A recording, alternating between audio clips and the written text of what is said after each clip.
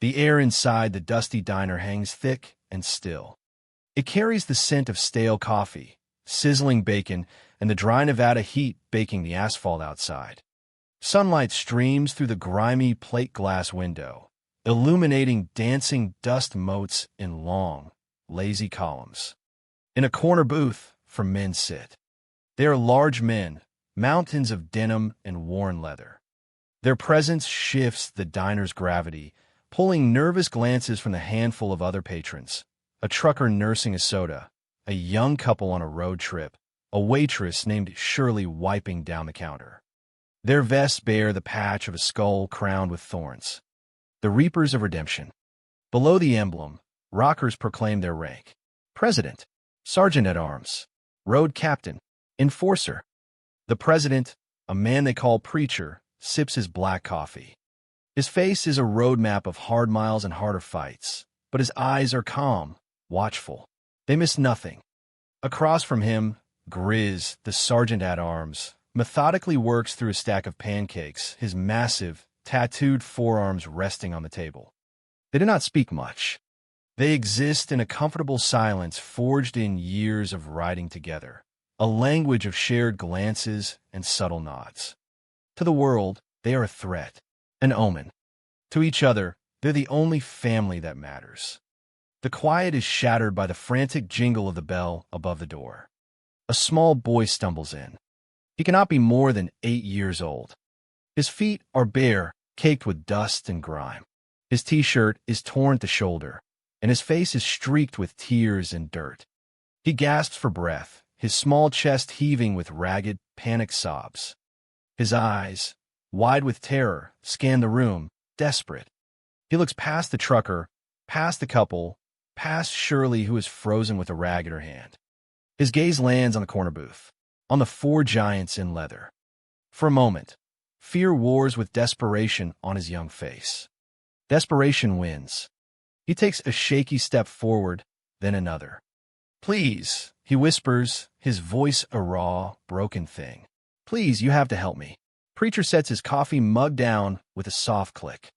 He does not move, but his entire posture shifts. He is no longer resting. He is assessing. The boy points a trembling finger back, toward the door, toward the shimmering highway outside. "He took him," the boy cries, the words finally tumbling out in a rush. "They took my puppy." The diner falls utterly silent. The only sound is the boy's hitching breath and the low hum of the ancient refrigerator. Shirley takes a step forward. "Honey, are you okay? Where are your parents?" The boy ignores her. His eyes are locked on Preacher. He seems to understand, with a child's unerring instinct, where the real power in the room resides. "A man," the boy chokes out. "A man in a shiny black car. He stopped and said he was a friend of my grandma's. He said he had a treat for Rusty." "Rusty? The puppy has a name." He grabbed him. The boy continues, tears streaming freely now. "He put Rusty in a cage in the back of his car, and he drove away. I tried to stop him. I ran after him." Grizz puts his fork down.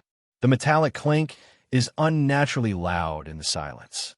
Preacher's voice is low, a calm rumble that cuts through the boy's panic. "What's your name, son?" "Lau." "Okay, Leo. Take a breath." The boy tries, but it comes out as another sob. The bell on the door jingles again. This time, the entrance is not frantic. It is smooth, controlled. A man steps inside, blinking as his eyes adjust to the dim interior. He is the polar opposite of the men in the corner. He wears a tailored gray suit, a crisp white shirt, and polished leather shoes that seem offended by the diner's dusty floor. His hair is perfectly coiffed. His smile is practiced and reassuring. He looks like a man who belongs on a billboard, not in a roadside dive. "There you are, Leo," the man says, his voice a smooth, modulated baritone. "You gave me quite a scare running off like that." Leo flinches violently at the sound of the man's voice. He scrambles backward, pressing himself against the side of the biker's booth as if trying to merge with the worn vinyl. "That's him," Leo hisses, his voice trembling with a mixture of terror and rage. "That's the man who took Rusty." The man in the suit sighs, a performance of paternal exhaustion. He turns his reassuring smile on the rest of the diner's occupants. I do apologize for the commotion. My name is Mr. Caldwell. I'm a family counselor working with Leo and his grandmother. He takes a step toward the boy. Leo has a very active imagination. He's been through a lot recently, and sometimes he gets confused. He creates stories. Preacher's eyes narrow almost imperceptibly. He watches the man, not the boy. He sees the way Caldwell's smile does not reach his eyes. He sees the faint sheen of sweat on his upper lip, despite the diner's air conditioning. He's lying, Leo whispers, his small hands clutching the leg of Preacher's jeans. He's a liar. Caldwell's smile tightens at the edges. Now, Leo, that's enough. We've talked about this. It's time to go home to your grandmother. She's very worried. He reaches for the boy's arm. A large hand, covered in faded tattoos of chains and skulls, intercepts his wrist. It is Grizz. He does not squeeze. He simply holds. Caldwell freezes, his eyes widening in surprise and then anger. I beg your pardon. Unhand me. The boy said you took his dog. Grizz says, his voice a low gravel. It is not a question. It's a misunderstanding, Caldwell says, trying to pull his arm free. Grizz's grip is like stone. The boy is distraught. There is no dog. Now, if you'll excuse us, this is a private family matter. Preacher speaks again, his voice still quiet, yet it commands the entire room. He doesn't look like he wants to go with you. Caldwell turns his attention to Preacher, his professional veneer cracking to reveal a sneer of condescension. And who are you to interfere? I am a licensed professional. This child is my patient. You are this. He gestures vaguely at their leather vests, a dismissive flick of his hand. We're concerned citizens, Preacher says, his gaze unwavering. The boy is scared. He's having an episode. Caldwell insists, his voice rising. He needs his medication. I have in the car. Now, let go of me before I call the authorities and have you all arrested for assault and kidnapping. The threat hangs in the air. The young couple in their booth look terrified, wishing they could disappear. The trucker slowly places his money on the table and begins to slide out, wanting no part of this. Shirley, however, stands her ground behind the counter, her arms crossed, her eyes narrowed. She has seen a lot in her years at this diner, and she knows the look of a cornered rat. Preacher's eyes flick down to Leo, who is still hiding behind his leg. Now, tell me about Rusty. The boy sniffles. He's a golden retriever. He's only 6 months old. He has one floppy ear and a white spot on his chest. Grandma gave him to me for my birthday. The details are specific. Too specific for confused fantasy. A beautiful story, Caldwell scoffs. He's very creative. Where's his grandmother now? Preacher asks, his eyes back on Caldwell. She's at home, waiting for us, Caldwell says smoothly. She asked me to pick him up from a play date. So you're his guardian right now? In a manner of speaking, yes. I'm acting on his grandmother's behalf. The midpoint shift occurs in Preacher's mind. A subtle click. The pieces lock into place. Counselor, guardian, acting on behalf of. The titles are fluid, convenient. The story is a lie. Suspicion hardens into certainty. He leans forward slightly. If you're his counselor, you'd know his grandmother's number, wouldn't you? So we can call her. Clear this all up. A flicker of panic in Caldwell's eyes. He masks it quickly. Patient confidentiality, he says stiffly. I am not at liberty to disclose that information to strangers. Then you won't mind if the sheriff asks for it, Preacher says. It is a simple statement of fact. The air grows thick with tension. He put Rusty in a cage. Leo suddenly says, his voice a little stronger now, a little braver. He feels the unyielding stillness of the man beside him, and it gives him courage. In the back of his car. Then he drove to the old storage place. By the highway. Preacher looks at the boy. You saw this. Leo nods vigorously. I followed him. I hid behind the bushes. I saw him take the cage out. He unlocked a door. A big, orange door. Caldwell's face goes pale. This is absurd. The boy is delusional. Which unit? Preacher asks Leo, his voice gentle. Leo scrunches his face in concentration, his fear momentarily forgotten in the effort of memory. It had a number. A 17. He put Rusty inside and locked it. Then he saw me and I ran. Unit 17. A specific, verifiable detail. The turning point. Preacher nods slowly. He looks at Grizz. Grizz understands. He releases Caldwell's wrist and pulls out his phone. His thick fingers, surprisingly nimble, tap on the screen. Caldwell sees his chance. He lunges for Leo. That's enough of this fantasy. We are leaving. He never reaches the boy. Wall, the club's enforcer, moves with a speed that belies his enormous size. He rises from the booth and simply places himself between Caldwell and Leo. He is not threatening. He is merely present, an immovable object, a wall of leather and muscle. Caldwell stumbles to a halt, his chest nearly brushing against Wall's patched vest. He looks up into a face that is a granite mask of indifference. There's a lock-it-up storage facility half a mile east of here, Grizz reports, not looking up from his phone. Just off the highway. Shirley, the waitress, chimes in from behind the counter. That's the one. Belongs to Old Man Hemlock. Been there for 30 years. External verification. The lie begins to unravel completely. Preacher looks at Caldwell, whose carefully constructed composure is now crumbling into dust. The mask is slipping. The wolf is showing its teeth. "Give me the key," Preacher says. "I don't know what you're talking about." Caldwell sputters, his voice turning shrill. "This is harassment.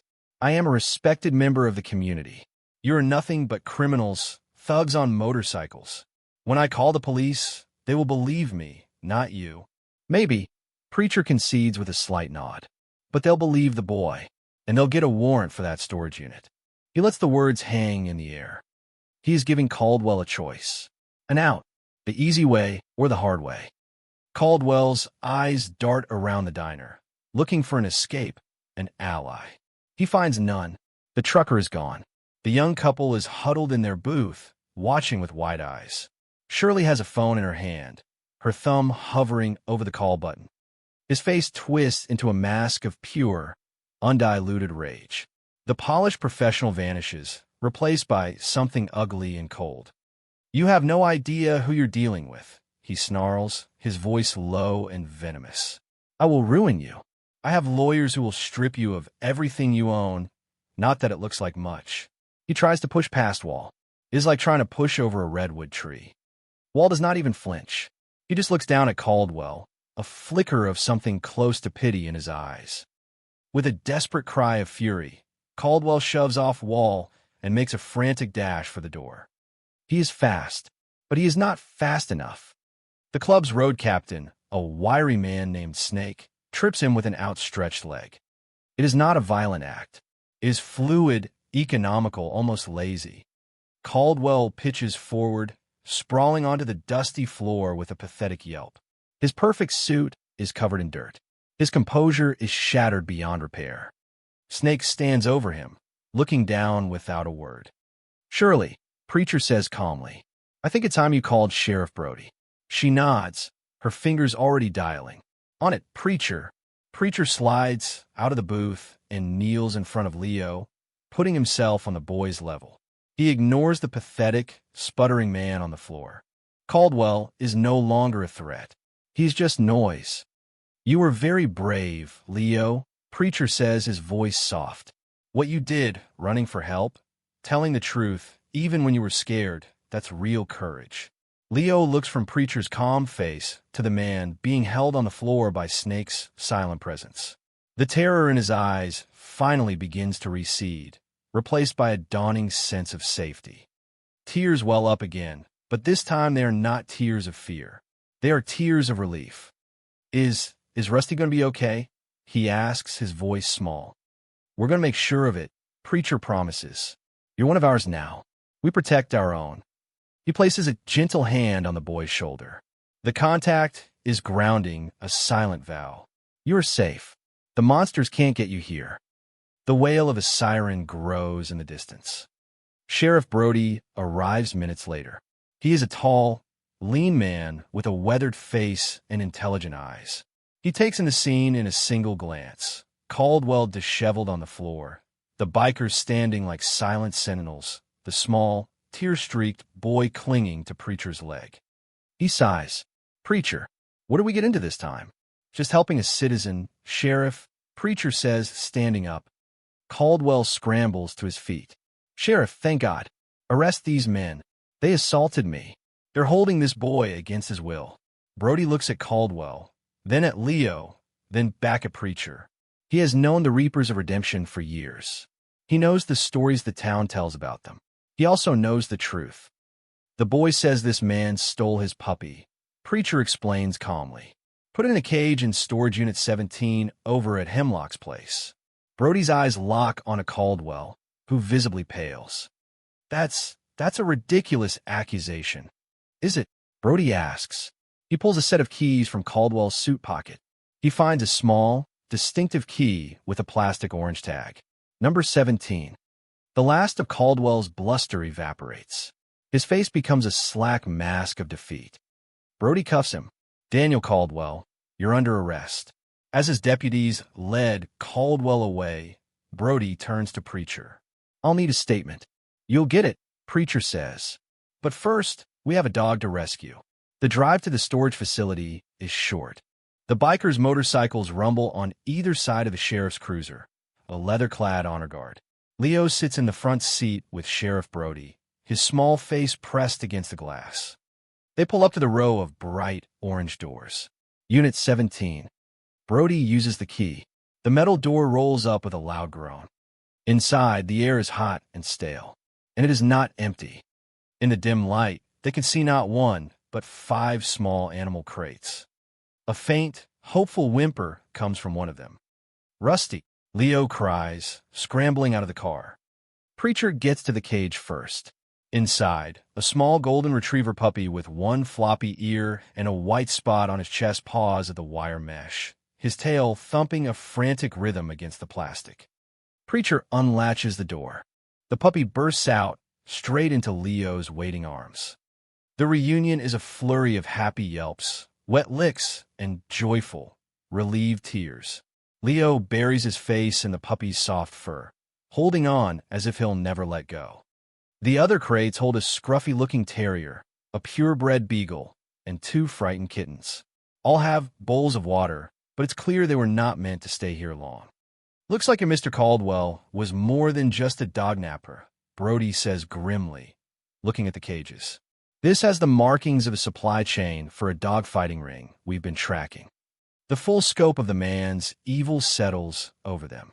He didn't just steal a child's pet. He trafficked in misery. Later that day, Leo is reunited with his grandmother, a frail but fierce woman with worry etched into her face. When she sees Leo, safe, with Rusty in his arms, she collapses into tears of gratitude. She tries to offer the bikers money, her life savings pulled from an envelope in her purse. Preacher gently pushes her hand away. No, ma'am, we don't take payment. But how can I ever repay you? She asks, her voice thick with emotion. Your grandson did the hard part, Preacher says, looking at Leo.